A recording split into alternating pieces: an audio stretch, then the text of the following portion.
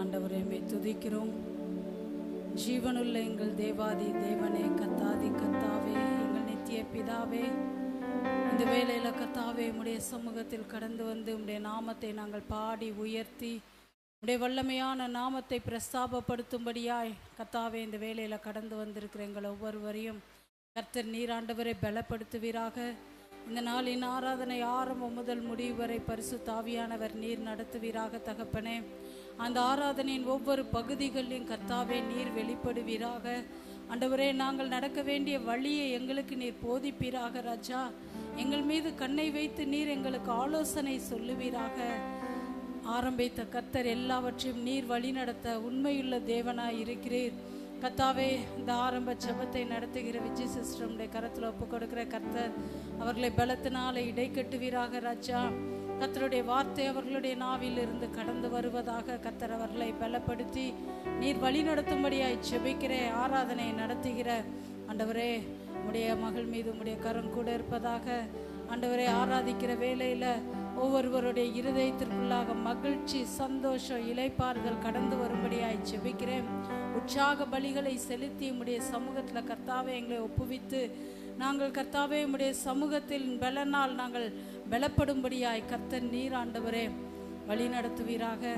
வார்த்தையின் பகுதியை உம்முடைய கரத்தில் ஒப்பு கொடுக்கிறேன். வார்த்தையானவர் நீர் எங்களோடு பேசுவீராக. தகப்பனே, வேதத்தில் மறைந்திருக்கிற எல்லா ரகசியங்கள் மறைப்பொருளை கர்த்தர் நீர் வெளிப்படுத்துவீராக. எங்கள் கண்களை நீர் திறந்தருளும்படியாய் ஜெபிக்கிறேன். கர்த்தர் நீரே ஆண்டவரை மகிமைப்படும்படியாய் உடைய கரத்தில் ஒப்பு கொடுக்கிறேன். ஆசீர்வதிங்க. ஆரம்பம் முதல் முடிவு வரை நீரே வெளிப்படுவீராக. வர தடைப்படுகிற ஒவ்வொருவரை கர்த்தர் துரிதமாய் அழைத்து வருவீராக. உடைய கரத்திலே அர்ப்பணிக்கிறேன். இயேசுவின் மூலம் ஜெபிக்கிறேன் பிதாவே, ஆமென்.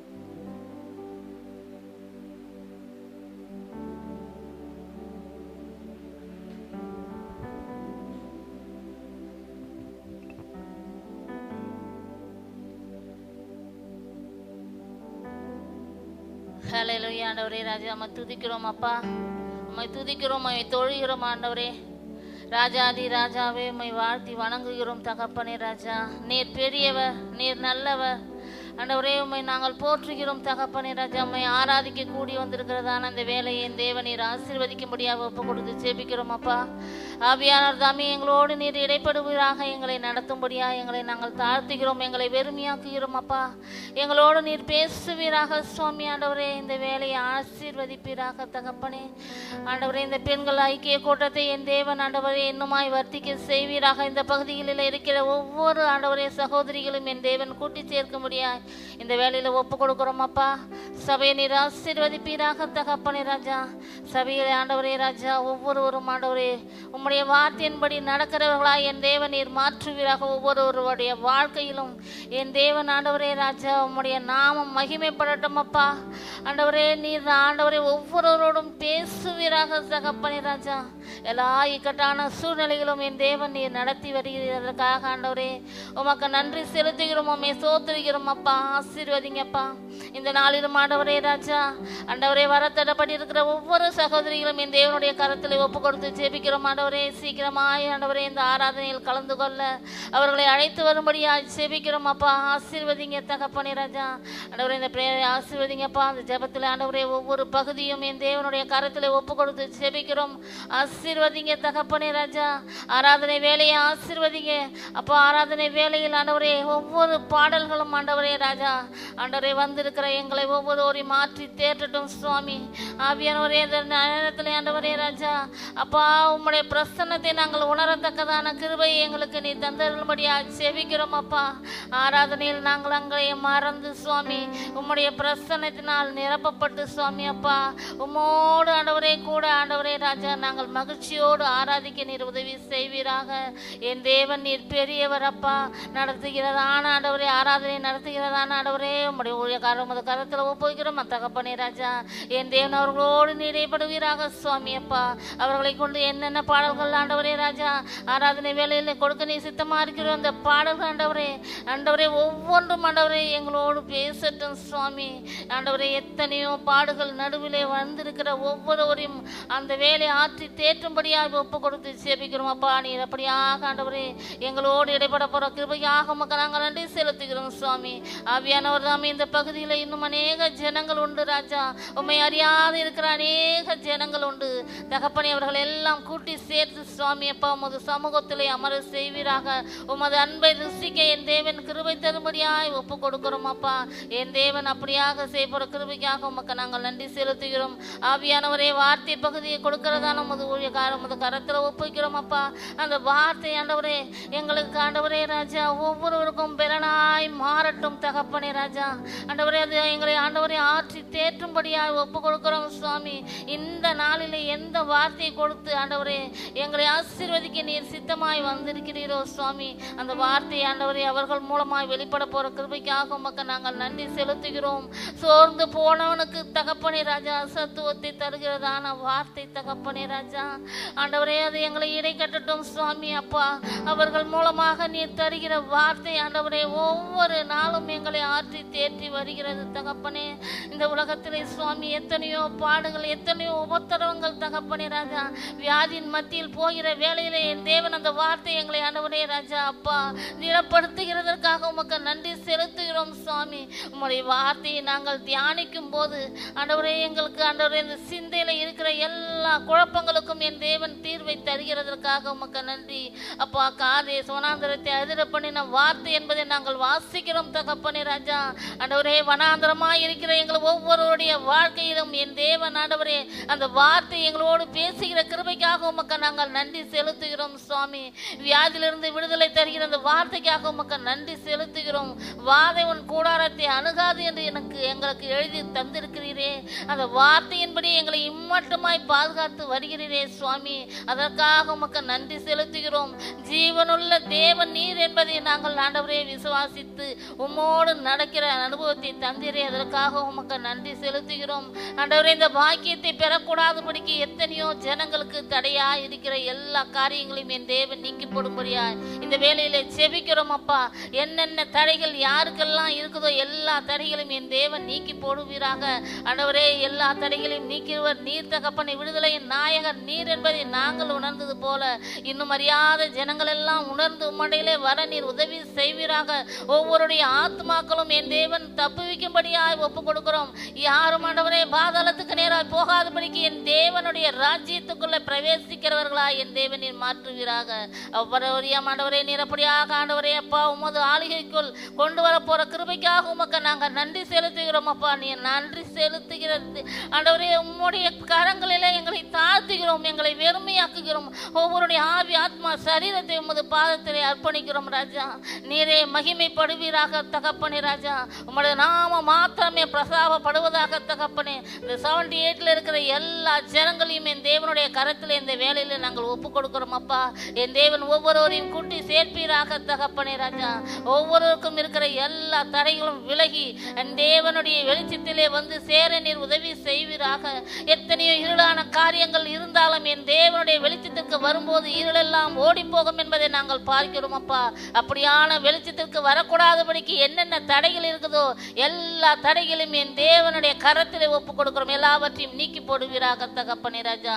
ஒவ்வொருவரோடும் ஆண்டவரே நீர் முன் செல்லும்படியா நாங்கள் ஒப்பு கொடுத்து ஜெபிக்கிறோம். ஆவியானவர் ஒவ்வொருடன் பேசுவீராக தகப்பனே ராஜா. எல்லா கிரியைகளையும் ஆண்டவரே ராஜா உமது கரத்திலே ஒப்புக்கிறோம். உமக்கு பிரியமாய் வாழ்கிற வாழ்க்கை எங்களை ஆண்டவரே ராஜா நடத்தும்படியா ஆண்டவரே எங்களை தாழ்த்துகிறோம் அப்பா. எங்களை வெறுமையாக்குகிறோம் தகப்பனே. எங்கள் சிந்தை ஆண்டவரே ஆவி ஆத்மா எல்லாவற்றையும் உமது பாதத்திலே அர்ப்பணிக்கிறோம். ஆவியானவர் தாமே ஆண்டவரே எங்களை நீர் வழி நடத்துவீராக தகப்பனே ராஜா. இம்மற்றும் நடத்தின தேவன் இனிமேலும் நடத்த வல்லவராய் இருக்கிறது என்பதே நாங்கள் விசுவாசிக்கிறோம் தகப்பனே. என் தேவன் அப்படியாக நீர் எங்களை நடத்த போற கிருபைக்காக உமக்கு நன்றி செலுத்துகிறோம். ஒவ்வொரு நாளிலும் ஆலோசனை தந்து ஆலோசனை கர்த்தராய் இருக்கிற என் தேவனுக்கு நாங்கள் நன்றி செலுத்தி ஸ்தோத்தரிக்கிறோம் அப்பா. என் தேவன் எங்களோடு நீர் இடைப்படுவீராக. ஆரம்பம் முதல் முடிவு வரை ராஜா நீரே ஆண்டவரே வழி நடத்தும்படியாக ஒப்பு கொடுத்து ஜெபிக்கிறோம். என் தேவனுடைய கரத்தில் ஒப்புக் கொடுக்கிறோம். இயேசு கிறிஸ்துவின் நாமத்தில் ஜெபிக்கிறோம் எங்கள் தேவனுள்ள நல்ல பிதாவே, ஆமென்.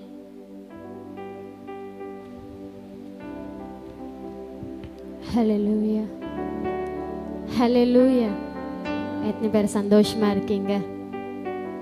உற்சாகமாக ஹல்லேலூயா சொல்றீங்களா? ஹல்லேலூயா. எல்லாருக்கும் தெரிஞ்ச ஒரு கதை தான். ஒருத்தங்க ஃப்ளைட்டில் ஏறும்போது ஒரு சின்ன பையன் தனியாக உட்காந்துட்டு இருந்தான் அப்ராட் போகிறதுக்கு. அப்புறம் ஒருத்தங்க பார்த்து கேட்டாங்க, என்ன தம்பி தனியாக போகிறையே, உனக்கு பயம் இல்லையா அப்படின்னு கேட்டாங்க. இல்லை, எங்கள் அப்பா தான் பைலட்டு, அவர் உனக்கு நான் கண்டிப்பாக உன்னை நீ ஆசைப்படுற அந்த ஊருக்கு உன்னை பத்திரமா கூட்டிகிட்டு போயிடுவேன்னு சொன்னார். ஸோ அதனால் எங்கள் அப்பா தான் கண்டிப்பாக கூட்டிகிட்டு போயிடுவார்னு அவர் மேலே வச்சுருக்க நம்பிக்கையை பற்றி பேசினான். ஒரு மனுஷனால் அவரோட வார்த்தை, எங்கள் அப்பாவில் அவரோட வார்த்தையை கண்டிப்பாக நிறைவேற முடியும்னா நம்மளோட பரமபிதா, நம்மளோட அப்பா நம்மளுக்கு கொடுக்கப்பட்ட ஒவ்வொரு வார்த்தையை இப்படி நிறைவேற்ற முடியும். ஹல்லேலூயா. சும்மா நம்ம அரக்கோணம் போகிறோம், பிரதரோட வண்டி எடுக்கிறோம், எல்லோரும் போகிறோம். இப்போது பக்கத்துலேயே உட்காந்து பிரதர் பார்த்து மேடு வருது, பள்ளம் வருது சொல்லிகிட்டே இருக்குன்னா, இப்போ அவர் ரோடை பாட்டு ஓட்டுவாரா? இல்லை, சும்மா இருங்க, என்னை விட்டால் நானே ஓட்டுவேன், மேடு பள்ளம்லாம் நான் பார்த்துக்கிறேன், நீங்கள் நம்பி மட்டும் வாங்க. ஸோ நம்ம மனுஷங்க மேலே வைக்கிற நம்பிக்கை ஆண்டவர் மேலே நம்ம ஃபுல்லாக வச்சுட்டோன்னா ஆண்டவர் நம்ம கரங்களை பிடிச்சி அற்புதமாக நடத்துவார். ஹல்லேலூயா. எல்லாரும் உற்சாகமாக இந்த மாலை வேளையில் என் நம்பிக்கையே உமக்கு சோத்திரம்னு கரங்களை தட்டி பாடுவோமா? கரங்களை தட்டலாமா?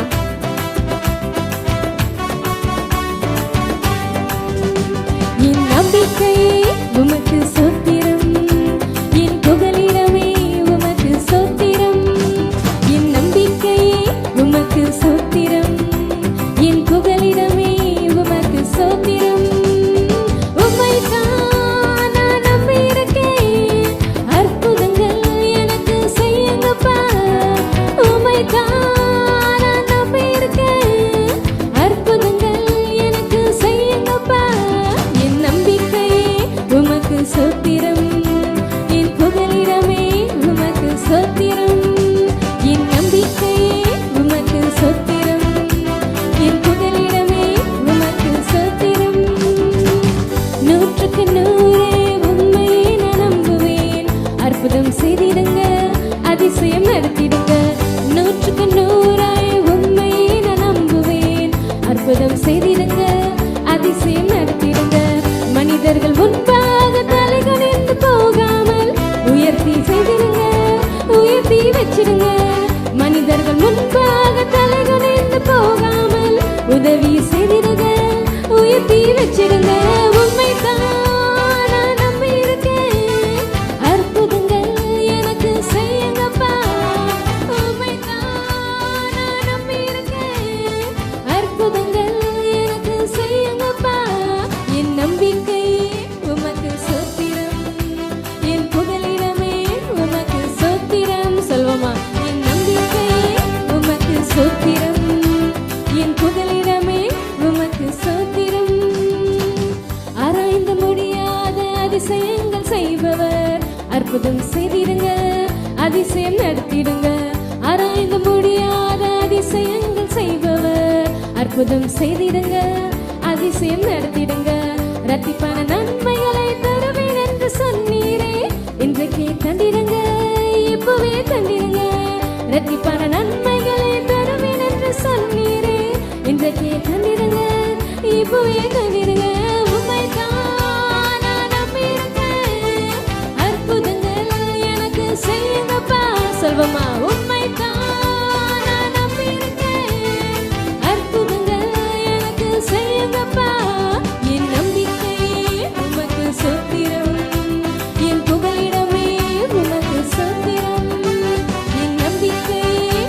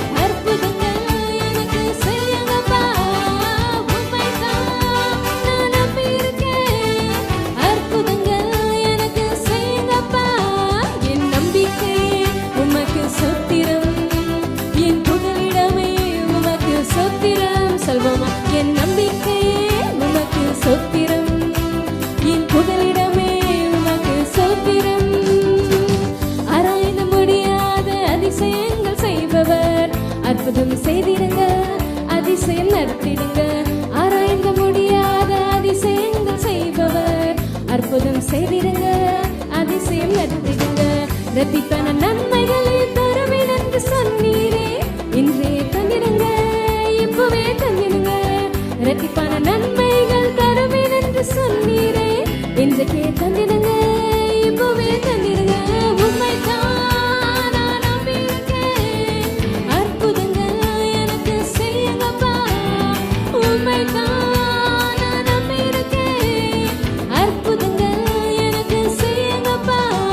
என் நம்பிக்கையே உமக்கு சொத்திரம், என் புகலிடமே உமக்கு சொத்திரம். என் நம்பிக்கையே உமக்கு சொத்திரம், என் புகலிடமே உமக்கு சொத்திரம். உம்மைத்தான் நான் நம்பியிருக்கேன், அற்புதங்கள் எனக்கு செய்யுங்கப்பா. உம்மைத்தான் நான் நம்பியிருக்கேன், அற்புதங்கள் எனக்கு செய்யுங்கப்பா. என் நம்பிக்கையே உமக்கு சொத்திரம், என் புகலிடமே உமக்கு சொத்திரம். என் நம்பிக்கையே உமக்கு சொத்திரம், என் புகலிடமே உமக்கு சொத்திரம்.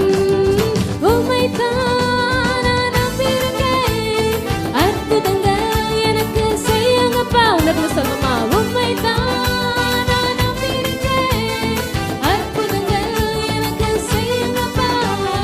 உம்மைத்தான் நான் நம்பியிருக்கேன், அற்புதங்கள் எனக்கு செய்யுங்கப்பா. உம்மைத்தான் நான் நம்பியிருக்கேன், அற்புதங்கள் எனக்கு செய்யுங்கப்பா.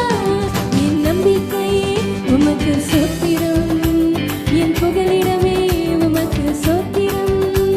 என் நம்பிக்கையே உமக்கு சொத்திரம், என் புகலிடமே உமக்கு சொத்திரம்.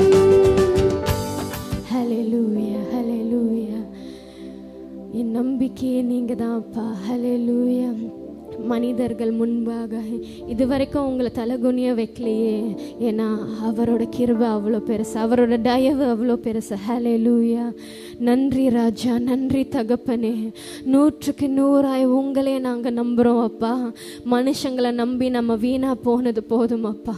100க்கு 100 உங்களே நாங்கள் நம்புகிறோம் அப்பா. ஏன்னா எங்களை என்றைக்குமே நீங்கள் வெட்கப்பட விடவே இல்லை அப்பா. உங்கள் கிருபையும் உங்கள் இறக்கமும் எப்போவுமே போதுமான அளவுக்கு எங்களுக்கு நீங்கள் காட்டியிருக்கீங்க அப்பா. அதுக்காக நன்றி செலுத்துறோங்க அப்பா. அப்பா நீங்கள் போதும் அப்பா எங்கள் வாழ்க்கையில், உங்கள் கிருபை போதும் அப்பா எங்கள் வாழ்க்கையில். மனுஷங்களை நான் சார்ந்து இருக்கும் போதெல்லாம் எனக்கு எப்போலாம் நான் திரும்பினாலும் என் முதுகில் குத்துறாங்க அப்பா. ஆனால் நான் உங்களே சார்ந்து இருக்கும்போது, எப்போ நான் கீழே விழுந்தாலும் மகளே நான் இன்னும் உன் பக்கத்தில் தான் நான் இருக்கேன், சோர்ந்து போகாதீங்கன்னு உங்கள் வார்த்தை என்னை தூக்கி விடுது அப்பா. அதுக்காக நன்றி செலுத்துறேங்க அப்பா. ஹல்லேலூயா. எல்லாரும் இருக்கிற இடத்துல ஏஞ்சி நிற்போமா? இந்த மாலை வேளையில் அப்பாவை நோக்கி பார்க்கலாம். இது வரைக்கும் உங்களை நடத்தி கொண்டு போகிறாரு. எவ்வளோ சோர்வில் வேணால் நீங்கள் இந்த மாலை வேளையில் இங்கே வந்திருக்கலாம், ஆனால் நீரே போதும் அப்பான்னு சொல்லி பாருங்களேன். நீங்கள் நினச்சி கூட பார்க்காத அளவுக்கு ஆண்டவர் எவ்வளோ எனக்கு செஞ்சுருக்காரா உங்களுக்கே உள்ள உணர்வீங்க. ஏன்னா அவர் கிருபையான ஒரு தேவனாக இருக்கார். ஹல்லேலூயா. நன்றி அப்பா.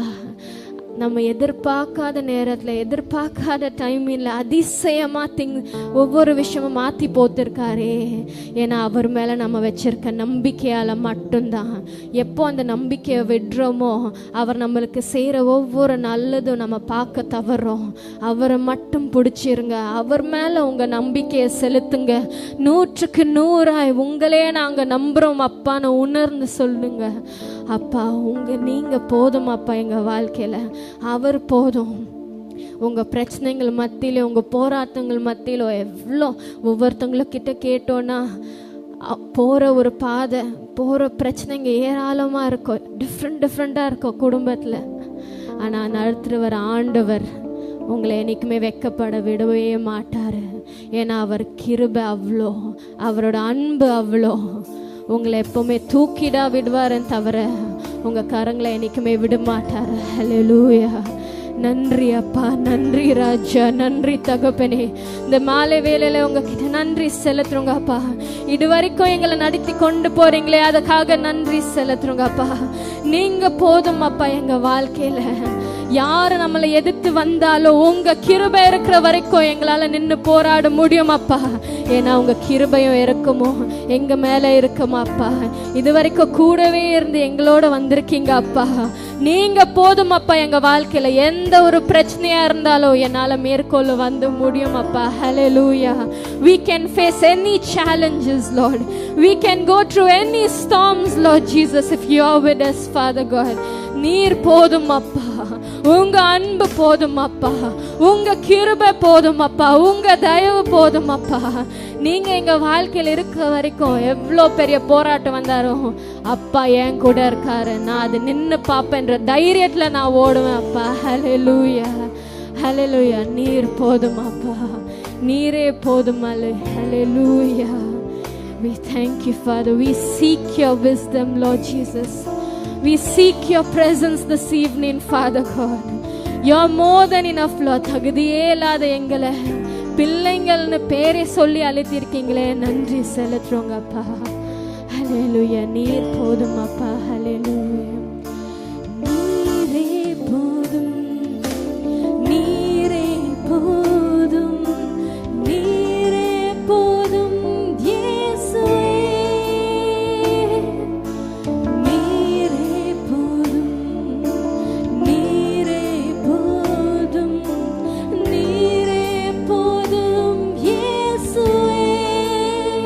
சொல்றீங்களா? நீரே போதும்,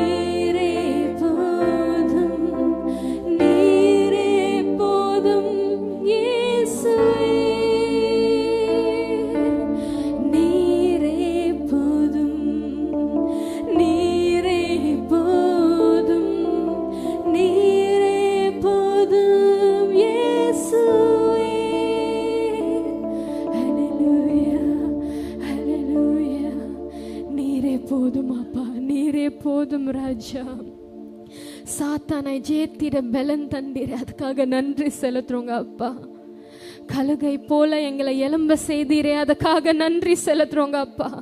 உயரத்தில் எங்களை பறக்க செய்தீரே, அதுக்காக நன்றி செலுத்துறோங்க அப்பா.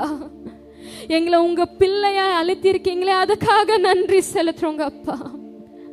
மனுஷங்களை இங்க எவ்வளோதான், நீ ஒன்னுத்துக்கும் லாய்க்கில்லை. உன்னால இதெல்லாம் முடியும்னு நீ நினைக்கிறியா? இதெல்லாம் உன் சக்திக்கு மேல, அதெல்லாம் உன்னால பண்ண முடியும்னு சொல்லலாம். ஆனா சிங்கத்தின் பிள்ளையாய் மாற்றினாரே, அதுக்காக நன்றி செலுத்துவோமா? அவரோட பிள்ளைன்னு பேரை சொல்லி அழித்திருக்காரே, அதுக்காக நன்றி செலுத்துவோமா? We thank you Father, we thank you God. இந்த மாலை வேளைக்காக நன்றி செலுத்துறோங்க அப்பா. அப்பா உங்க வார்த்தை மூலமா எங்க கிட்ட பேசுங்கப்பா. எங்க வாழ்க்கையில எந்த வார்த்தை எதிர்பார்த்து நம்ம வந்திருக்கோமோ அந்த வார்த்தையை நீங்க கொடுங்கப்பா. இந்த மாலை வேளையில உங்க வார்த்தை எங்ககிட்ட ஒவ்வொருத்தவங்கக்கிட்டையும் பேசட்டும் அப்பா. Let us take back your words Father God and apply it in our life Father and transform our life completely Father. We ask all this in Jesus precious name. Amen. Amen. எல்லாரும் உட்காருவோம்.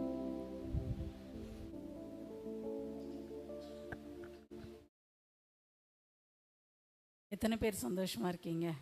ஆமென். கர்த்தர் நல்லவர். இந்த நாட்கள் விசேஷமாக எல்லாரும் ஒரு காரியங்களை அனுசரிக்கிற நாட்கள். என்ன நாட்கள்? 10th நாட்கள். ஆண்டவர் உடைய பாடு மரணங்களை நினைவு கூறும்படியாய் 40 நாள் உபவாசம் இருந்து அநேக ஜெபங்கள் ஜெபிப்பதை நாம் பார்க்கிறோம். இந்த நாளில் அந்த எல்லா உபவாசங்களை எல்லா காரியங்களையும் ஆசரிக்கிற இந்த நாளிலும் கூட நம்முடைய கர்த்தராகிய இயேசு கிறிஸ்து எதற்காய் இந்த பூமிக்கு கடந்து வந்தார், அவர் மூலமாய் நமக்கு கிடைக்கிற நன்மை என்ன, மீட்பு என்னன்றதை இன்றைக்கு நம்ம தியானிக்க போகிறோம். இன்னைக்கு அநேகருடைய வாழ்க்கையில் இயேசு கிறிஸ்து அவர் வந்து மரித்து நமக்கு கொடுத்த மீட்பு அதை உணர்றாங்க, புரியுறாங்க, ரட்சிப்பின் சந்தோஷத்தை கொண்டாடுறாங்க. ஆனால் மெய்யாய் அதை இன்னும் அது என்னன்றதை இன்னும் ஆழமாக அதை புரிஞ்சு கொள்ளுகிற புரிதல் இன்னும் யாருக்கும் அது மனசுக்குள்ளே வரதே கிடையாது. நம்மளே கொஞ்சம் யோசித்து பார்த்தோம்னா, கொஞ்சம் நல்லா டீப்பாக யோசிச்சு பாருங்களேன்.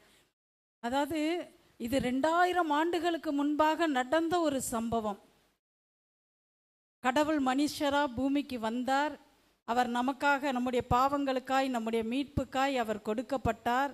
அவர் நம்முடைய பாடுகளை அவர் ஏற்றுக்கொண்டு நம்முடைய துக்கங்களை அவர் சுமந்து நமக்காய் அடிக்க கொடுக்கப்பட்ட ஒரு ஆட்டுக்குட்டியானவர். அவருடைய இரத்தத்தின் மூலமாய் நமக்கு பாவ மன்னிப்பு உண்டு, சாபத்திலிருந்து விடுதலை, மீட்பு, ரட்சிப்பின் நிச்சயம் உண்டுன்றத நம்ம என்ன பண்ணுறோம்? வேத வார்த்தைகளின் மூலமாய் அதை தியானிக்கிறோம், அதை விசுவாசிக்கிறோம். ஒரு கேள்வி எழும்போல்ல, அவர் மரிச்சார், அவர் ரத்தம் சிந்தினார், அந்த ரத்தத்தின் மூலமாய் விடுதலை உண்டுன்னா அவர் வந்தார் இந்த பூமியில், அந்த ரத்தத்தின் மூலமாக எனக்கு என்ன விடுதலை? எத்தனையோ ஜென்ரேஷன் கடந்து போயிடுச்சு. பார்த்த அவர்களோடு கூட இருந்த ஜனங்கள் அவர் தேவகுமாரன் தொட்டாங்க, பேசினாங்க, கூட இருந்தாங்க. நாங்கள் தொட்டதும், எங்கள் கண்களால் பார்த்ததும், நாங்கள் எங்கள் காதுகளால் கேட்ட காரியங்களை நாங்கள் என்ன பண்ணிக்கிறோம்? எழுதுகிறோம்னு சொல்லி ஆண்டவரோடு கூட இருந்த சீஷர்கள் எழுதுகிறத நம்ம பார்க்குறோம். பார்த்தாங்க, அவங்கெல்லாம் கூட இருந்தாங்க, தொட்டாங்க, பேசினாங்க, விசுவாசிச்சாங்க எல்லாம். இப்போ நம்ம வாழ்கிற ஜென்ரேஷனில் பாதி எப்படி போயிடுச்சுன்னா அந்த உணர்வு இல்லாமல் போயிடுச்சு. அது எதுக்காகன்றத புரிகிற புரிதல் நமக்கு இல்லாமல் போயிடுச்சு. பாருங்க, வேதம் சொல்லுகிறது, எபிரேயர் 2ஆம் அதிகாரம் 18ஆம் வசனத்தை வாசிப்போம். எபிரேயர் 2:18. ஆதலால் அவர் தாமே சோதிக்கப்பட்டு பாடுபட்டதினாலே அவர் சோதிக்கப்படுகிறவர்களுக்கு உதவி செய்ய வல்லவராய் இருக்கிறார். ஆமென். பாருங்க, இந்த வார்த்தைகளை வாசிக்கும் போது இந்த வார்த்தைகள் நமக்கு அநேக கேள்விகளை எழுப்புகிறது. அவர் சோதிக்கப்படுகிறவர்களுக்கு உதவி செய்ய வல்லவராய் இருக்கிறார். அதனால அவர் சோதிக்கப்பட்டாராம். அப்போ நம்ம என்ன நினைக்கிறோம், ஒரு ஒரு தேவன் மனுஷராய் வந்தார்ன்றதை நம்ம பார்க்குறோம். அவர் என்னதான் செஞ்சார்? அவர் ஒரு சூப்பர் நேச்சுரல் அவர் மூலமாய் நடந்தது. காற்று அதட்டினார், கடல் மீது நடந்தார், எல்லா மரித்த லாசருவை உயிர்ப்பித்தார், மரித்தவங்க உயிரடைஞ்சாங்க, கண்கள் பார்க்கக்கூடாதவர்கள் பார்வை அடைந்தார்கள், எல்லாம் நடந்துச்சு. அப்போனா நம்ம பார்க்கும்போது கேட்கும்போது அவர் ஒரு வல்லமை மிகுந்த ஒரு நபராய், முற்றிலும் தேவனால் ஆட்கொள்ளப்பட்ட ஒரு நபராய் அவர் இந்த பூமியில சுற்றி நடந்திருக்கிறார்ன்ற ஒரு காரியம் நமக்கு நல்லா புரியுது. அப்ப புரியுதுன்னு நம்ம நினைக்கும் போது அவர் ஏன் சோதிக்கப்படணும்? அவர் தேவன் தானே. தேவன் மனுஷ ரூபத்திற்கு கடந்து வந்தார். அவர் ஏன் சோதிக்கப்படணும்? சோதிக்கப்படுகிறவர்களுக்கு அவருடைய உதவி என்ன தேவைப்படுகிறது? இந்த கேள்வியை நம்ம கேட்கும் போதே யாருக்குள்ளேயுமே ஒரு பதிலே கிடைக்காது. யோசிச்சு பாருங்க, யாருக்காவது பதில் கிடைச்சிச்சா? யோசிச்சு பாருங்க, கிடைக்கவே கிடைக்காது. அப்ப இந்த கிடைக்காது ரகசியம் அநேக காரியங்கள் ரகசியங்களாய் மறைப்பொருளாய் வைக்கப்பட்டிருக்கிற காரியங்கள் அது தேவனுக்குரியது. வேதம் சொல்லுகிறது, காரியத்தை மறைப்பது ராஜாவுக்கு மேன்மை. அந்த காரியங்களை ஆராய்ச்சி தேவனுக்கு மறைப்பது தேவனுடைய காரியம், அந்த காரியங்களை ஆராய்ச்சி செய்வது ராஜாக்களுக்கு மேன்மை. அப்ப ஆராய்ச்சி செய்கிற காரியங்களில் யாரெல்லாம் ஆராய்ந்து பார்க்கிறார்களோ அவர்களுக்கு கர்த்தர் தம்மை வெளிப்படுத்துகிறவராய் இருக்கிறார். தேடுகிறவர்கள் யாராய் இருக்கிறார்களோ அவர்களுக்கு தம்மை வெளிப்படுத்துகிற தேவனாய் இருக்கிறார். பாருங்க, அவர் சோதிக்கப்படுகிறதற்கு உதவி செய்ய வல்லவராய் இருக்கிறார்ன்ற வசனங்களை வாசிக்கும் போது அவர் எப்படி சோதிக்கப்பட்டார் அப்படின்றத யோசிக்கும் போது, ஏற்கனவே நான் ஒரு மெசேஜாக உங்கள்கிட்ட சொன்னேன். வனாந்திரத்தில் 40 நாள் அவர் உபவாசித்து ஜெபிக்கும் போது பிசாசானவன் 3 சோதனைகளை கொண்டு வந்து வைத்தான். அந்த சோதனை என்னன்னா, முதலாவது உணவு, 2வது மனுஷனுக்கு வருகிறதான அவனுக்கு வருகிற பேர் புகழ் கனத்தை குறித்த காரியம், 3வது அவங்களுக்கு வருகிறதான வார்த்தையின் மூலமாய் வருகிறதான ஒரு சோதனை. இந்த 3 காரியங்களை குறித்து நாம் தியானித்தோம். இயேசு கிறிஸ்துவானவர் அதை எப்படி தம்முடைய வார்த்தையின் மூலமாய் ஜெயித்து அதை அவர் சுதந்தரித்தார் என்பதை நம்ம தியானிக்கிறோம். இப்ப இயேசு கிறிஸ்துவினுடைய மரணத்திற்கும் எனக்கும் என்ன சம்பந்தம்? அதுதான் கேள்வி. இயேசு கிறிஸ்துவின் மரணத்துக்கு இங்கே முன்னாடி வாசிக்கும் போது ஒரு வார்த்தை ஒன்று இருக்குது. அந்த வார்த்தை வாசிக்கும் போது அதுவுமே நமக்கு இது ஏன் இந்த வார்த்தை கொடுக்கப்பட்டிருக்குன்னு இருக்கும். 16வது வசனம் பாருங்க. ஆதலால் அவர் தேவதூதருக்கு உதவியாக கை கொடாமல் ஆபிரகாமின் சந்ததிக்கு உதவியாக கை கொடுத்தார். ஆமேன். இந்த வார்த்தையும் நம்ம சிந்திக்க வேண்டிய வார்த்தையா இருக்குல்ல. ஆதலால் அவர் தேவ தூதருக்கு உதவியாக கை கொடாமல் ஆபிரகாமின் சந்ததிக்கு உதவியாக கை கொடுத்தார். இங்கேயும் ஏதோ ஒரு ரகசியம் மறைஞ்சிருக்கு. வார்த்தைகளை நம்ம தியானிக்க ஒவ்வொரு வார்த்தைகளுக்குள்ளாக ஒரு ரகசியம், ஒரு மறைப்பொருள் மறைந்திருக்கிறத நம்மளால புரிய முடியுது. ஆனால் அந்த வார்த்தைக்குரிய காரியங்கள் என்ன, அது மேன்மை என்னன்றது நமக்கு அதை ஆராய்ச்சி பண்ண தான் புரிகிறது. ஆனால் புரிந்தாலும் முழுவதுமாய் நம்மால் கண்டுபிடிக்கவே முடியாது. அப்போ இந்த வசனத்தை வாசிக்கும் போது ஒரு காரியம் புரிகிறது. தேவதூதருக்கு உதவியாக கை கொடாமல், நமக்கு நல்லா தெரியுது தேவதூதர்கள், ஆதி தேவதூதர்கள் ஆண்டவர் உண்டாக்கின நாட்களில் தேவதூதர்கள் பாவம் செய்து வீழ்ந்து போனார்கள்ன்றதை பார்க்கிறோம். தேவதூதர்களுக்கென்று நியமிக்கப்பட்ட இடம் ஒரு நித்திய அக்கினி நிறைந்த ஒரு இடம், நரகம் என்பதை அங்கு அவர்களுக்காய் உண்டாக்கப்பட்டு பாவத்தினால் விழுந்து போன தேவதூதர்களை சங்கிலியினால் அங்கு அடைப்பட்டு கட்டப்பட்டு இருக்கிறார்கள் என்பது வேதம் நமக்கு தெளிவாய் சொல்லுகிறது. அப்போ நம்ம இப்படி வாசிக்கும் போது தேவதூதர் இப்படி நிறைய தேடல் போய்கிட்டே இருக்கும். சின்னதாக நம்ம சொல்லணும்னா எல்லாருக்கும் நல்லா தெரிஞ்ச காரியம்னா என்னன்னா, தேவதூதர்கள் தேவனை ஆராதிக்கும்படியாய், தேவனுடைய மகிமையும் மகத்துவங்களையும் ஓயாது அவருடைய புகழை பாடும்படியாய் அவர்கள் சிருஷ்டிக்கப்பட்டவர்கள், தம்முடைய வார்த்தையின் மூலமாய் சிருஷ்டிக்கப்பட்டவர்கள். சிருஷ்டியானது சிருஷ்டித்தவரை 24 மணி நேரமும் ஓயாமல் அவருடைய மகிமையான பிரசன்னத்தை தொழுது உயர்த்தும்படியாய் உண்டாக்கப்பட்டவர்கள். அந்த சிருஷ்டிக்கப்பட்டவர்களுக்குள்ளாக ஒரு பெருமை, ஒரு மேட்டுமை, தேவத்துவத்திற்குரிய மகிமையை தான் அதை எடுத்துக்கொள்ளணும்னு நினைத்த ஒரு ஆசை, ஒரு பெருமை, அந்த உண்டாக்கப்பட்ட அந்த மேன்மை, அந்த செட்டைகளை விரித்து அவர்கள் ஆராதிக்கும் போது பாடல்களின் சத்தம், அநேக மியூசிக் இன்ஸ்ட்ருமெண்ட்டுடைய சத்தம், ஒலிகள் தொனிக்கிற அந்த சத்தம் அவர்கள் மூலமாய் எழுப்பப்படும்படியாய் விசித்திர வினோதமாய் உண்டாக்கப்பட்டவர்கள். ஆமென். அந்த விசித்திர வினோதமாய் உண்டாக்கப்பட்ட தேவதூதர்கள் தன்னை உண்டாக்கினவருக்கு மேலாகவே தன்னை உயர்த்த அவர்களுடைய இருதயம் இடம் கொடுத்தபடியினால் அவர்கள் பூமியிலே தள்ளப்பட்டார்கள். தள்ளப்பட்டவர்கள் தேவனுடைய மகிமையை இழந்தவர்களாய், தேவனால் விடப்பட்டவர்களாய் அங்கே என்ன பண்ணாங்க? அவர்களுக்கு உதவி கிடைக்கல, அவங்களுக்கு பாவ மீட்பு கிடைக்கல, விமோச்சனம் கிடைக்கல. ஆனால் அந்த தள்ளப்பட்ட தேவதூதன் என்றைக்குமே ஒரு பழி வாங்குற இருதயம் இருக்கும்ல.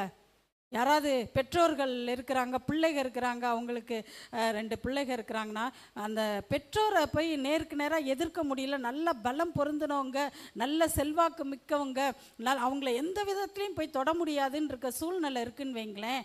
எதிராளியாக இருக்கிறவங்க யாரை தரமா போய் டச் பண்ணுவாங்க? நேராக போய் பெற்றோரை தொட மாட்டாங்க, பிள்ளைகளை போய் டச் பண்ணுவாங்க.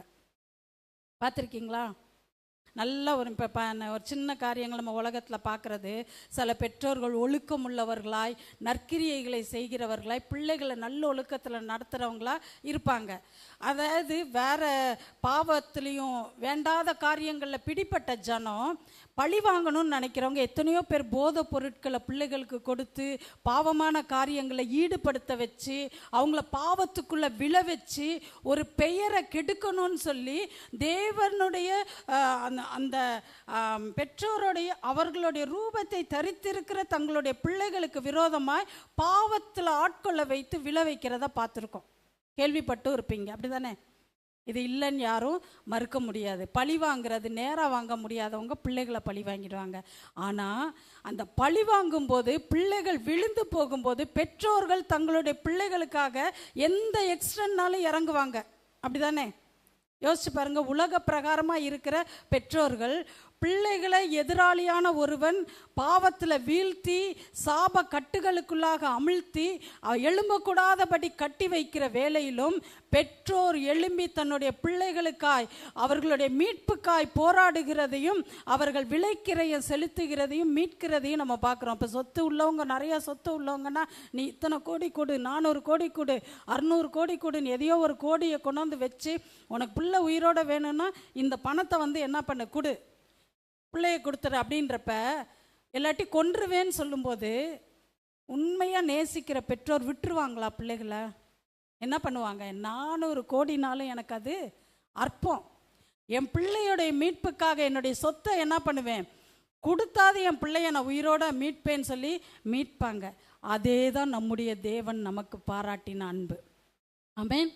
யோவான் 3:16 நமக்கு எல்லாம் தெரிந்த வசனம், தேவன் தம்முடைய ஒரே பேரான குமாரனை விசுவாசிக்கிறவன் எவனோ அவன் கெட்டு போகாமல் நித்திய ஜீவனை அடையும்படி அவரை தந்தருளி இவ்வளவாய் உலகத்தில் அன்பு கூர்ந்தார். வசனத்தை வாசிப்போம், மைக்ல வாசிங்க.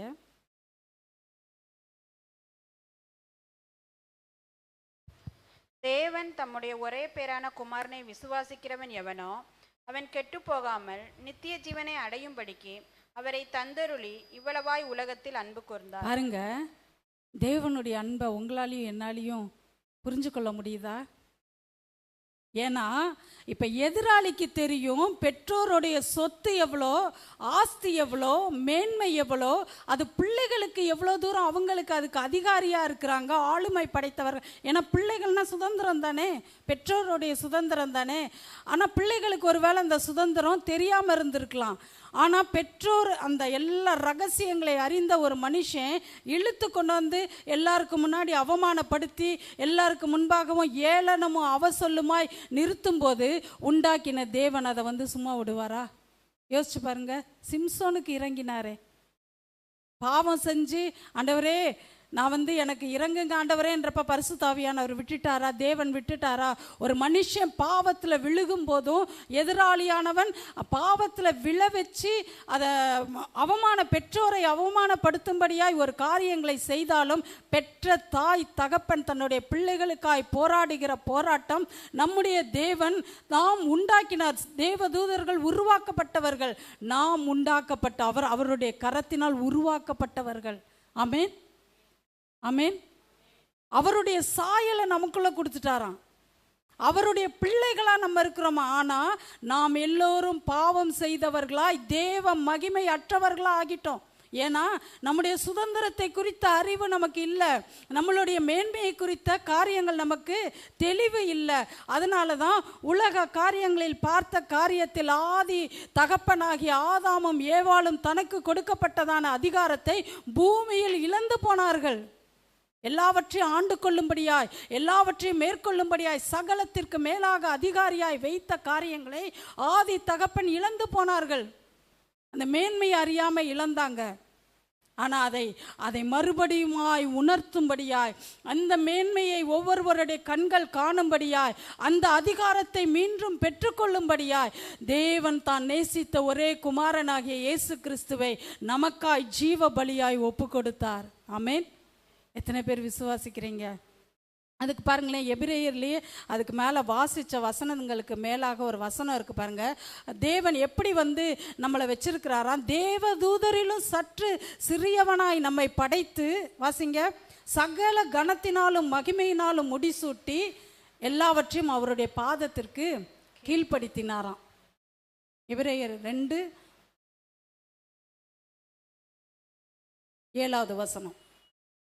அவனை தேவதூதரிலும் சற்று சிறியவனாக்கினார், மகிமையினாலும் கனத்தினாலும் அவனுக்கு முடிசூட்டி உடைய கரத்தின் கிரியைகளின் மேல் அவனை அதிகாரியாக வைத்து சகலத்தையும் அவனுடைய பாதங்களுக்கு கீழ்ப்படுத்தினீர் என்று சொன்னான். பாருங்க, அழகான ஒரு வசனம். நம்முடைய மேன்மை என்னன்றது நமக்கு தெரியலை. மனுஷனை எப்படி உண்டாக்கி இருக்கிறாராம்? தேவதூதரிலும் சற்று சிறியவனா படைச்சிருக்கிறார். அப்படின்னா என்னது? அவர்களுக்கு கொடுக்கப்பட்ட அதிகாரங்கள், ஆளுமை, அவர்கள் கொடுத்தப்பட்ட மகிமை, மேன்மை, எல்லா காரியங்களும் ஒரு கிரேட் கீழே நம்ம சற்று சிறியவர்களா நம்மளை படைச்சிருக்கிறாரு. படைச்சி மகிமையினாலும் கனத்தினாலும் அவனுக்கு முடிசூட்டி, ஒரு ராஜாவுக்கு வைக்க வேண்டிய ஒரு அபிஷேகம், முடிசூடல்னா ராஜாக்களுக்கு தானே இது நடத்தப்படும். கனத்தினாலும் மகிமையினாலும் முடிசூட்டி உம்முடைய கரத்தின் கிரியைகளின் மேல் அவனை அதிகாரியாக வைத்து, பூமியில் உள்ள சகல ஜனங்கள், பூமியில் உண்டாக்கப்பட்ட எல்லா காரியங்களுக்கு மேலாக அதிகாரியாக வைத்து சகலத்தையும் அவனுடைய பாதங்களுக்கு கீழ்ப்படுத்தினார். ஆமென். அதுக்கு அடுத்த வசனம் சொல்லுது, சகலத்தையும் கீழ்ப்படுத்தினார்னு சொல்லியிருக்க, ஆனாலும் அவன் சகலத்தையும் கீழ்ப்படுத்த காணோமே. இன்னைக்கு சகலத்தையும் கீழ்ப்படுத்தி இருக்கிறோமா? இன்னைக்கு யோசிச்சு பாருங்க. எவ்வளோ மேன்மையாக இருக்க வேண்டிய நம்ம, எவ்வளோ கனத்திற்குரிய பாத்திரமாகிய நாம் நம்முடைய மேன்மையை அறியாமல், நம்முடைய அதிகாரத்தை அறியாமல், நாம் யார் என்பதை உணராமல், நம்ம இந்த உலகத்தில் பார்க்கிற காரியங்களில் நம்முடைய இருதயத்தை வைத்து அநேக வேளைகளில் நம்முடைய இருதய சஞ்சலப்பட்டு சோர்ந்து போய் உலக காரியத்திலே மூழ்கி போயிடுறோம். அதே இது உண்டாக்கின தேவன் பிள்ளை கீழே விழுந்திருக்குன்றதை தெரிஞ்சதை அறிந்தவர் அப்படியே விடலை. அதான் அங்கே வசனம், தேவதூதனுக்கு கை கொடாமல் மனுஷனுக்கு கை கொடுக்கும்படியா இறங்கி வந்தார். உங்களையும் என்னையும் மீட்டு தேவதூதன் வீழ்ந்து தள்ளப்பட்ட தேவதூதனுக்கு மீட்பு கொடுக்க வரல. தேவதூதனிலும் சற்று சிறியவனை அடுத்த இதில் நம்மளை படைச்சிருக்கிறாரு. ஆனால் நியாயப்படி தேவதூதர்களுக்குள்ள அவர் உதவி செஞ்சுருக்கணும். செஞ்சு விழுந்து போன ஏஞ்சல்ஸை திரும்ப உயிர்ப்பிச்சு, நீங்கள் இந்த பூமியில் ஆதியில் உங்களுக்கு கொடுக்கப்பட்ட காரியங்களை திரும்பவும் செய்யுங்க, உங்கள் அதிகாரத்தின்படியாய் நீங்கள் மனுஷனை என்ன பண்ணுங்க, நல்வழிப்படுத்தி தேவத்துவத்துக்கு அடுத்த காரியங்களை வெளிப்படுத்துங்கன்னு சொல்லியிருக்கலாம்ல. ஆனால் தேவதூதர்களுக்கு கை கொடாமல் மனுஷனுக்கு கை கொடுக்கும்படியாய் அவர் தன்னை ஒப்பு கொடுத்தார். ஆமென். இதோடைய ரகசியம் இன்னும் நமக்கு தெரியலை. பேசுகிற எனக்குமே முழுசாக புரிஞ்சு பேசுகிறேன்னு இல்லை. ரகசியம் நிறையா மறைஞ்சிருக்கு. நமக்கு கொடுக்கப்பட்ட காரியம் என்னன்னா, அந்த பூமிக்கு நம்ம வந்திருக்கிறோம். நீங்களும் நானும் பிளான் பண்ணி வரல. ஒருத்தர் பிளான் பண்ணி அனுப்பிச்சிருக்காரு. அதை நம்ம எப்படி கற்றுக்க முடியுது? தாயின் கருவில் உருவாகும் முன்னதாகவே உன்னை பெயர் சொல்லி அழைத்தேன். ஒவ்வொருத்தரையும் அழைச்சி ஒவ்வொருத்தருக்கும் ஒரு திட்டத்தை வச்சிருக்கிறார். உங்களுடைய வாழ்க்கை இப்படி தான் நடத்தப்படணும், உங்கள் வாழ்க்கை இதற்கு நேராக தான் உங்களுடைய பிரயாணம் தொடர்ந்து போகும், உங்கள் நிமித்தம் அநேக காரியங்கள் சந்திக்கப்படணும், உங்கள் மூலமாய் அநேகருக்கு ஆசீர்வாதம் கடந்து வரணும். இந்த இருளான உலகத்தில் நீங்கள் வெளிச்சமாய் பிரவேசித்து இருளில் உள்ள ஜனங்களுக்கு மீட்பை கொடுப்பீங்கன்னு தேவன் முன்குறித்தவர். தாயின் கருவில் பெயர் சொல்லி அழைத்தவர். அவருடைய அனாதி திட்டம் தீர்மானத்தின்படியாய் உங்களை இங்கே அழைத்து வந்திருக்கிறார். ஆமென். அழைத்தவங்களை சும்மா ஆண்டவர், நீங்களும் தற்செயலாக வரல. எத்தனையோ உலக வழக்கத்தின்படி அடுத்து என்னது, யார் தெய்வம் என்று, உண்மையான தெய்வம் என்று அறியக்கூடாதபடி நீங்கள் ஏதோ ஒரு காரியம் மார்க்கத்திற்கு பின்பாக கடந்து சென்ற உங்களை தேவன் பெயர் சொல்லி அழைத்து அவருடைய சமூகத்தில் அமர பண்ணி இருக்கிறாரு. அவருடைய அன்பு எவ்வளவு பெரியது. ஆமென். இதெல்லாம் யோசிச்சு பாருங்களேன். அப்போ ஒன்று புரியுது இல்லை, நீங்களும் நானும் ஏதோ ஒரு காரியத்தில் விசேஷித்தவர்கள். அந்த விசேஷம் ஒருவேளை நமக்கு இன்னும் கூட தெரியாமல் இருக்கலாம். யோசிச்சு பாருங்க. ஏன்னா பிள்ளைகளை தான் நான் ஆரம்பத்திலே சொன்னேன்ல, ஒரு பிள்ளை ஒரு உலக அதில் அழகாக கலாத்தியரில் ஒரு வசனம் சொல்லப்பட்டிருக்கு. அதாவது சிறு பிள்ளையாய் ஒரு ஒரு ஒரு பிள்ளை இருக்கும் அளவும் அடிமைக்கும் அதிகாரியானவனுக்கும் வித்தியாசம் இல்லைன்னு சொல்லப்பட்டிருக்கு. ஒரு அழகாக ஒரு வசனம், அதை எடுத்தவங்க வாசிங்களேன். கலாத்தியர் பாருங்க, 4:1-2 வசனம். பின்னும் நான் சொல்லுகிறது என்னவெனில், சுதந்திரவாளி ஆனவன் எல்லாவற்றிற்கும் எஜமானனாய் இருந்தும் அவன் சிறு பிள்ளையாய் இருக்கும் காலமளவும் அவனுக்கும் அடிமையானவனுக்கும் வித்தியாசம் இல்லை. தகப்பன் குறித்த காலம் வரைக்கும் அவன் காரியக்காரருக்கும் வீட்டு விசாரணைக்காரருக்கும் கீழ்ப்பட்டிருக்கிறான். ஆமென். இந்த பூமியானது அழகா பாருங்க. ஏன் இந்த வசனம் நான் சொல்றது உங்களால் கனெக்ட் பண்ண முடியுதா? புரியுதா நான் சொல்றது? அதாவது சுதந்திரவாளியானவன், நல்லா வாசிச்சுக்கோங்க, எல்லாவற்றிற்கும் எஜமானனா இருந்தும் ஒரு தகப்பனா எல்லா சொத்தையும் உடைய ஒரு மனுஷனுடைய பிள்ளை சுதந்திரவாளியானவன்.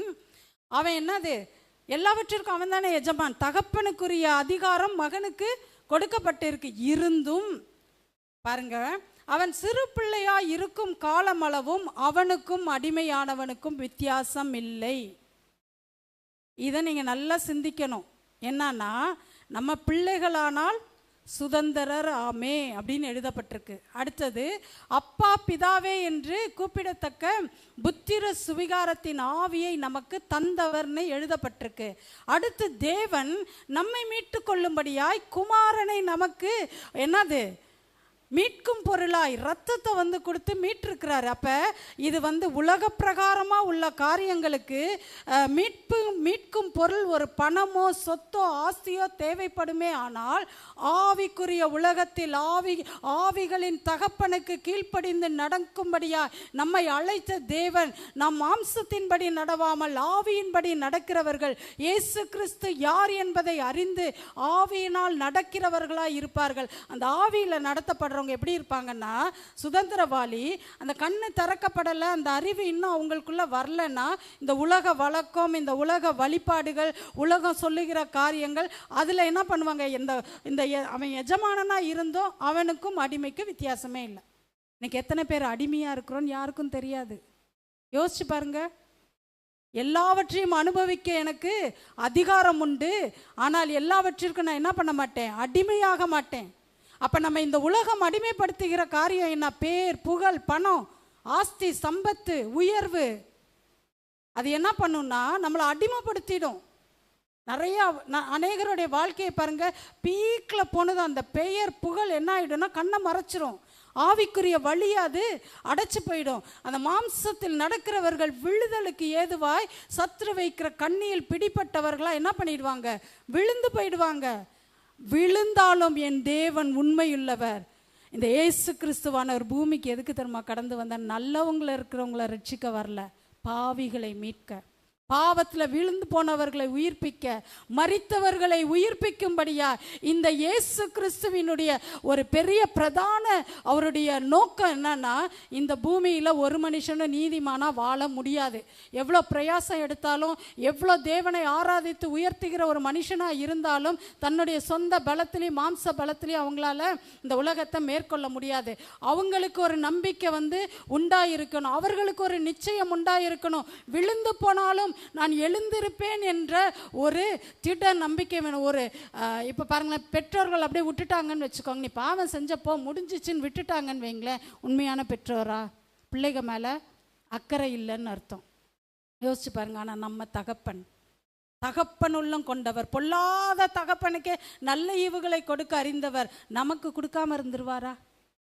அறியாமையில் உலகமானது கண்களை குருடாக்கி வைத்து பாவத்தில் விழுந்து போன மனுஷனை உயிர்ப்பிக்க அவர் வல்லமையுள்ள தேவனாயிருக்கிறார். ஆமேன். இதுதான் பாருங்க, இந்த யோவான் வசனத்தில் 3ஆம் அதிகாரத்தில் கீழே கொடுக்கப்பட்டிருக்கு பாருங்க. உலகத்தை 3வது அதிகாரம் 17வது வசனம், உலகத்தை ஆக்கினைக்குள்ளாக தீர்க்கும்படி தேவன் தம்முடைய குமாரனை உலகத்தில் அனுப்பாமல் அவராலே உலகம் ரட்சிப்பதற்காகவே அவரை அனுப்பினார். ஆமேன்.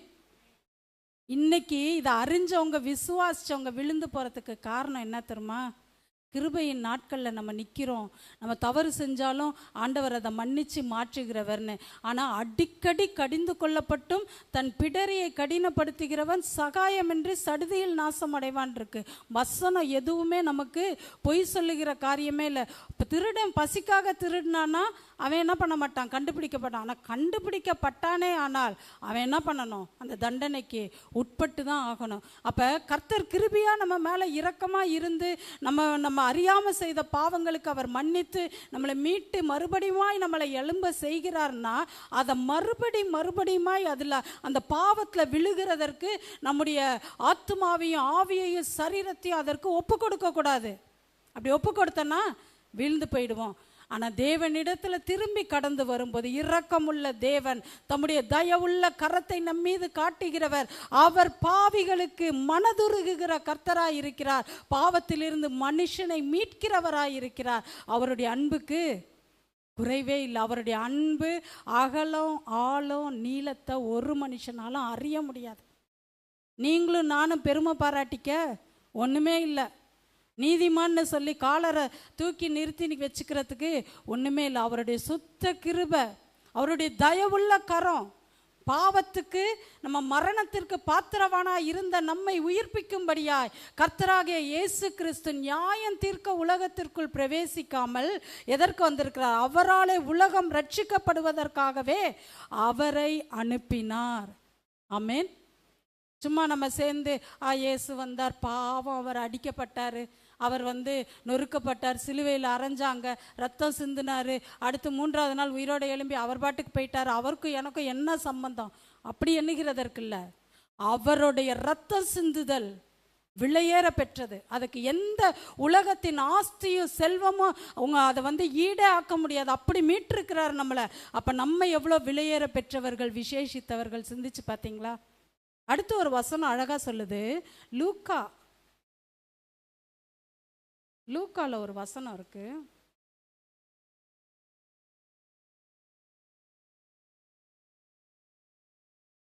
அது எடுத்தவங்க வாசிங்களேன். வைத்தியனுக்கு பாருங்க, லூக்கா 5ஆம் அதிகாரம் 31 வாசிப்போம். இயேசு அவர்களுக்கு பிரதியுத்தரமாக, நோயாளிகளுக்கு வைத்தியன் வேண்டியதே அல்லாமல் சுகமுள்ளவர்களுக்கு வேண்டியதில்லை. அடுத்த வசனம், நீதிமான்களை அல்ல பாவிகளையே மனம் திரும்புகிறதற்கு அழைக்க வந்தேன் என்றார். ஆமேன். ஆமேன். எவ்வளோ ஒரு நல்ல தெய்வம் இல்லை? இன்னைக்கு நமக்கு ரொம்ப பெருமை பாராட்டுறோம். நம்ம என்னன்னா, இயேசுவை அறிஞ்சிக்கிட்டேன், அவரால் ரட்சிக்கப்பட்டேன், மீட்கப்பட்டேன், இனி என்னது, நான் தொட்டதெல்லாம் பொண்ணு, நான் சொல்கிறதெல்லாம் தான் தேவ வாக்கு, நான் தான் சொல்லி என்ன பண்ணிடுறோம்? தேவனுக்கு கொடுக்க வேண்டிய கனத்தையும் மகிமையும் அவருக்கு செலுத்தாமல் சில நேரம் நம்ம கையில் எடுத்துடுறோம். எவ்வளோ ஒரு நம்ம எவ்வளோ ஒரு இடத்துல நிற்கிறோம், சிந்திச்சு பார்த்தீங்களா? ஒவ்வொரு நாள் அதுதான் ஆண்டவர் நம்ம கற்றுக் கொடுத்த. பாவியாகிய என் மீது ஒருத்தர் எல்லா நற்கிரியைகளை செய்து உண்மையிலேயே சுகமாக இருக்கிறவங்களுக்கு வைத்தியம் தேவையில்லை. ஆண்டவரே, நான் சிறு வயது முதல் நான் கற்பனையை கைக்கொள்கிறேன், கட்டளையை கைக்கொள்கிறேன், நான் தான தர்மம் பண்ணுறேன், ஏழைகளுக்கு உதவுறேன், பைபிளில் சொல்லி எல்லா நியாயப்பிரமாணத்தையும் நான் கடைப்பிடிக்கிறேன், நான் நீதிமான்னு சொன்னால் ஆண்டவர் சொல்ற உனக்கு நான் தேவையில்லை. ஏன்னா நீ நீதிமான், நீ சுகமாக இருக்கிற, உனக்கு என்னது தேவையில்லை. யாருக்காக வந்தேன் பூமியில்?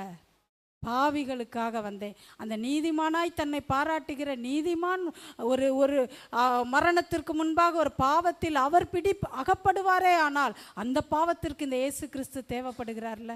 சிந்திச்சு பார்த்தீங்களா? அதுதான் முடிவு பரியந்தம் நிலைத்திருக்கிறவனே ரட்சிக்கப்படுவான். உங்களுடைய ரட்சிப்பு ஏதோ நீங்கள் பெற்றுக்கொண்ட நாள், நீங்கள் நம்பிய நாளிலிருந்து முடிஞ்சு போச்சுன்னு இல்லை. உங்கள் வாழ்க்கையில் அன்னதினமும் அதை எப்படி உங்கள் ஃபெய்த் மூலமாக அதை நீங்கள் அதை வளர்ந்து பெறுகிறீங்கன்றது தான் உங்களுக்குள்ளே வைக்கப்பட்ட ஒரு சவால். பிரச்சனை வரும்போதும், போராட்டங்கள் வரும்போதும், பாவம் நெருங்கி வரும்போதும் உங்கள் மாம்சமானது கிறிஸ்து இயேசுவுக்குள்ளாக நீங்கள் ஜெயிக்கிறவர்களாக இருக்கிறீங்களா, இல்லாட்டி உலகத்தில் தோற்று போனவங்களா நிற்கிறீங்களா? இன்னைக்கு அதான் இன்றைக்கு நம்ம சிந்திக்க வேண்டிய காரியம். அப்போ பாருங்கள், ஆண்டவர் அடுத்து நமக்கு கொடுத்த ஒரு பெரிய ஒரு மீட்பு பாருங்க. உலகம் ஆக்கினைக்குள்ளாக தீர்க்கப்பட்டுருச்சு. பாவம் ஆதி தகப்பன் செய்த பாவத்திற்கு உலகமானது நியாய தீர்ப்புக்கு வைக்கப்பட்டுருச்சு. நியாயம் தீர்க்கப்பட்டே ஆகணும். அடுத்தது என்னது? இது அழிவுக்கு நேராக வைக்கப்பட்டது தான் உலகம். ஆனால் தேவன் ஆக்கினைக்குள்ளாக தீர்க்கப்படாமல் அதை மீட்கும்படியாய் கடந்து வந்தவர். யாரெல்லாம் இந்த இயேசு கிறிஸ்துவை விசுவாசித்து அவருடைய அன்பின் அண்டை கடந்து வருகிறார்களோ அவர்களுக்குள்ளாக ஒரு நம்பிக்கை, தைரியம், நிச்சயம் உண்டாயிருக்கும்படியாய் பாவியாகிய ஒவ்வொரு மீதும் அவர் கிருபையும் இரக்கமும் உள்ள தேவனாயிருக்கிறார். ஆமென். அடுத்து இந்த ஆக்கினைக்குள்ளாக தீர்க்கப்பட்டதற்குரிய முடிவு, அதுக்குரிய அந்த ஆக்கினை தீர்ப்பு எதில் திரும்ப கடைசியாக நின்றுச்சு இந்த உலகத்தில்? மரணம். ஒரு மரணம் கடந்து வரும்போது அது அவ்வளோதான். அதுக்கப்புறம் அவங்களுக்கு மீட்பு இல்லை, முடிஞ்சு போச்சுன்னா. ஆனால் தேவன் நம்மை நேசித்தபடியினால், வாசிங்க 14:15, எபிரேயர் 2:14-15. ஆதலால் பிள்ளைகள் மாம்சத்தையும் இரத்தத்தையும் உடையவர்களாய் இருக்க அவரும் அவர்களைப் போல மாம்சத்தையும் இரத்தத்தையும் உடையவரானார். மரணத்துக்கு அதிகாரியாகிய பிசாசானவனை தமது மரணத்தினாலே அழிக்கும்படிக்கும் ஜீவ காலமெல்லாம் மரண பரியத்தினாலே அடிமைத்தனத்திற்கு உள்ளானவர்கள் யாவரையும் விடுதலை பண்ணும்படிக்கும் அப்படியானார். ஆமென். என்ன ஒரு நல்ல தெய்வம் இல்ல? யோசிச்சு பாருங்க, சிந்திக்கணும். நம்ம மரண பயத்தை நம்மிடத்திலிருந்து நீக்கி போட்டவர். ஏன்னா பூமியில் எல்லாரும் மரணிக்க தான் போகிறாங்க. எல்லாரும் ஆண்டவரை அறியாதவர்கள் நிச்சயம் இல்லாமல், நம்பிக்கை இல்லாமல் மாண்டு மடிந்து போகிறார்கள். ஆனால் தேவனை அறிந்தவர்களுக்குரிய நிச்சயம், நான் மரித்தாலும் மரிப்பதில்லை. ஆமென். எவ்வளோ ஒரு நல்ல தெய்வம் பாருங்களேன். அவர் இறங்கி வந்துட்டாரு. மாம்சத்தையும் அவர் என்ன பண்ணிட்டாருன்னா, மாம்சத்தையும் ரத்தத்தையும் உடையவர். நம்மளை மீட்கணும்னு இதுக்கு எப்படி சொல்கிறது? ஒரு சாக்கடையில் பிள்ளைகன்னு சொன்னால் கூட எப்படி, இந்த சாக்கடையில் ஒரு பிள்ளை, பெற்ற பிள்ளை சாக்கடையில் விழுந்துருச்சு. சாக்கடை நாறுது, பயங்கரமாக இருக்குது. ஐயோ பிள்ளை சாக்கடையில் விழுந்துருச்சு அடிச்சுட்டு போயிட்டே இருக்குது. நீங்களும் கூடயே போயிட்டுருப்பீங்களா, இல்லாட்டி அந்த சாக்கடையில் இறங்கி தூக்க பார்ப்பீங்களா? என்ன பண்ணுவோம்? நம்ம பிள்ளை வேண்டான்னு நினைக்கிறவங்க போ சாக்கடையோடு அடிச்சுட்டு போன்னு விட்டுருவாங்க. ஆனால் பிள்ளைய யாரும் இறங்காமல் இருக்கவே மாட்டாங்க. பெற்ற தாய் தகப்பன் தன் பிள்ளைக்கு இறங்காமல் இருக்கவே மாட்டாங்க. சாக்கடையில் இருந்தாலும் இறங்கி போய் மேலே அந்த சாக்கடையே பக்கத்திலே போகாத நபராக இருந்தாலும் அதை சகிச்சு இறங்கி தூக்கி அதுக்கப்புறம் என்னது எல்லாம் சுத்தம் செய்து தன்னுடைய பிள்ளைன்னு அணைத்து கொள்ளுகிறது போல தேவன் தாம் பிள்ளைகளை நேசித்தபடினால் ஒரே பேரான குமாரனை இந்த பூமிக்கு அனுப்பிச்சு இந்த குமாரனானவர் எல்லாவற்றிற்கும் அதிகாரியானவர். அவர் மாம்சத்தையும் இரத்தத்தையும் உடையவர். நம்ம ஹியூமன் ஃபார்ம் எடுத்தார். இங்கே இருக்கிற ஒரு சாதாரண ஒரு நிலை அவர் எடுத்து என்ன பண்ணார் பாருங்க. அவர்களைப் போல மாம்சத்தையும் இரத்தத்தையும் உடையவரானார். மரணத்திற்கு அதிகாரியாகிய பிசாசானவனை தமது மரணத்தினாலே அழிக்கும்படிக்கு. இதை வாசிக்கும் போது ஒரு ரகசியம் அதில் மறைஞ்சிருக்கு. மரணத்திற்கு அதிகாரியாகிய பிசாசானவனை தமது மரணத்தினாலே அழிக்கும்படி. யோசிச்சு பார்த்தீங்களா? அப்ப ஆண்டவரை ஏற்றுக்கொள்ளாத ஜனங்கள் மரணித்தா அவர்களுடைய வாழ்வினுடைய நிச்சயம். ஏன்னா எல்லா மதத்தினரும் சொல்றது ஆத்மாவுக்கு அழிவில்லைன்னு, அப்படிதானே? சரீரம் மரணத்தை காணும், ஆத்மாவுக்கு அழிவில்லை. இந்த ஆத்மாவை மீட்கிறவர் தான் இயேசு கிறிஸ்துவானவர். அவர் ஆத்மா மீட்பர், ஆத்மாவில் பலன் கொடுக்கிறவர். அப்போ பாருங்க, ஃபைனல் அந்த நம்பிக்கை இல்லாத இறக்குற மனுஷனுடைய வாழ்க்கையில் சரீரம் மண்ணுக்கு போகுது, ஆத்மா எங்கே போகுதுன்றது யாருக்குமே தெரியாது. ஆனால் இயேசு கிறிஸ்துவை விசுவாசிக்கிறவர்களுக்கு கர்த்தர் செய்த நன்மை என்ன தெரியுமா?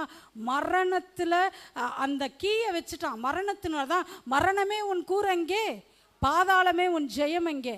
சவால் விட்டார் ஆண்டவர், மரணமே உன் கூரெங்கே, பாதாளமே உன் ஜெயம் எங்க. இந்த பூமியில மரிக்கிற ஜனங்களுடைய ஆத்துமாக்களை நீ விடுவிக்க கூடாதபடி கட்டி வைத்திருக்கிற உன்னுடைய கூர் எங்கே, உன்னுடைய ஜெயம் எங்கே? மரணத்தை பரிகரித்த இயேசு கிறிஸ்து மரணத்தை ருசி பார்த்து அந்த மரணத்தை அவர் வென்றார். கீழே மரணித்து அவர் அடக்கம் பண்ணப்பட்டு 3வது நாள் அது பிசாசினுடைய தலையை நசுக்கினவராய், அந்த பாதாளத்திற்குரிய திறவுகளை தன்னுடைய கரங்களில் ஏந்தினவராய் அவர் பரலோகத்திற்கு எடுத்துக்கொள்ளப்பட்டார். உங்களுக்கும் எனக்கும் கொடுக்கப்பட்ட நம்பிக்கை, பூமியில் நீங்கள் எதை விசுவாசித்து அவருடைய நாமத்தினால கேட்கிறீங்களோ அது உங்களுக்கு கொடுக்கப்படும். எவைகளை நீங்கள் பூமியில் கட்டுவீர்களோ அது பரலோகத்தில் கட்டப்படும்.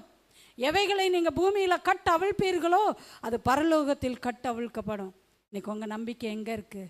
உங்கள் சிந்தை மாறட்டும், உங்கள் இருதயம் மாறட்டும். உலகத்தையே பார்த்து, டாக்டர்ஸையே பார்த்து, சூழ்நிலையே பார்த்து, கடனையே பார்த்து, வியாதியவே பார்த்து, பிள்ளைகளையே பார்த்து சோர்ந்து போகாதீங்க. ஜெயம் நமக்கு வச்சிருக்க தேவனை நோக்கி பாருங்க. தளர்ந்த முழங்கால்கள், தள்ளாடுகிற முழங்கால்கள் தேவ சமூகத்தில் உறுதிப்படட்டும். தளர்ந்த உங்கள் கைகள் தேவ சமூகத்தில் உயர்த்தப்படட்டும். உங்கள் ஜெபத்திற்கு பதில் உண்டு. ஆமேன். குமாரனாகிய இயேசு கிறிஸ்துவின் மூலமாய் உங்களுக்கு மீட்பும் ரட்சிப்பும் உண்டாவதாக. ஆமேன். எத்தனை பேர் விசுவாசிக்கிறீங்க? தேவ கரத்தில் அர்ப்பணிப்பீங்களா? இன்னைக்கு வாசித்த வசனங்கள் எல்லாம் நீங்கள் வீட்டில் போய் தியானிங்க. உங்களுக்கு அது புரியாத வார்த்தைகளாக இருக்கும். அதிகாரி எல்லாவற்றிற்கும் அது பாத்திரவானாக இருந்தால், எஜமானனாக இருந்தாலும் உலகத்தில் அது அறியாத நாட்கள் வரைக்கும் அடிமைக்கும் அவனுக்கும் வித்தியாசம் இல்லை. காலம் நிறைவேறும் போது அப்படின்னா என்னது? என்னைக்கு நம்ம கண்ணு திறக்குதோ, நம்ம பூமிக்குரியவர்கள் அல்ல, இந்த பூமியை நான் அடிமைப்படுத்துகிற காரியத்திற்கு நான் அடிபணிய மாட்டேன், அதுக்கும் எனக்கும் சம்மந்தம் இல்லை. அப்படின்னா என்னது? ஒரு எஜமானனுக்குரிய அடிமை எஜமானனுடைய பிள்ளையை அடிமைப்படுத்துகிறதற்கு அவனுக்கு அதிகாரம் இல்லை. அது எப்போ அந்த குழந்தை வளர்ந்து கண் திறந்து நான் என்னுடைய தகப்பனாருடைய ஆஸ்திக்கும் சொத்துக்கும் நான் பாத்திரவான்றதை உணர்ந்து அவனுடைய அதிகாரத்தை எப்போ எடுக்கிறானோ அப்போ அந்த அதிகாரி என்ன பண்ணுவான்? தன்னுடைய ஹோல்டை விட்டுருவான். இன்றைக்கி எத்தனை பேர் இந்த ஹோல்டில் இருக்கீங்கன்னு தெரியல, எத்தனை பேருடைய கண்கள் திறக்கப்படாமல் இருக்குன்னு தெரியல. ஆனால் உங்களுடைய விசுவாசமுள்ள மனக்கண்கள் திறக்கப்படும் போது உங்கள் மேலே வைக்கப்பட்ட சத்ருவின் கை தளர்ந்து போகும். ஆமேன். அர்ப்பணிப்பீங்களா? தேவ கரத்தில் அர்ப்பணித்து ஒப்பு கொடுப்பீங்களா? கர்த்தர் இந்த நாளில் உங்களுக்கு பிரகாசமுள்ள மனக்கண்களை கொடுப்பாராக. ஹல்லேலூயா, ஹல்லேலூயா. ஒப்பு கொடுத்து ஜெபிக்கிற ஒவ்வொருவருக்காய் டயானா சிஸ்டர் ஜெபம் பண்ணுவாங்க. Hallelujah, hallelujah. Nandri Raja, Nandri Thagapane. Father, we thank you for your word, Lord Jesus. Father, we thank you for speaking to us through your word, Father God. Father, as we go back this evening, Father, and as we meditate on your word, Lord Jesus, let your word work into us, Lord Jesus. Let it change our lives, Lord Jesus. Let us feel the presence of you, Lord Jesus. Let us understand the purpose, Lord Jesus, of what we are running towards this, Lord Jesus. And for the purpose that you came for us, Father God, and the blood which you shed for us, Lord Jesus. Father, we thank you for speaking through us, Lord Jesus. And as we apply these words in our life, Father God, you take complete control and lead us, Father. We ask all this in Jesus' precious name. Amen. Amen. சேர்ந்து சொல்லுவோம். என் ஆத்துமாவே கர்த்தரை ஸ்தோத்திரி, என் முழு உள்ளமே அவருடைய பரிசுத்த நாமத்தை ஸ்தோத்திரி. என் ஆத்துமாவே கர்த்தரை ஸ்தோத்திரி, கர்த்தர் செய்த சகல உபகாரங்களையும் மறவாதே. ஆமென்.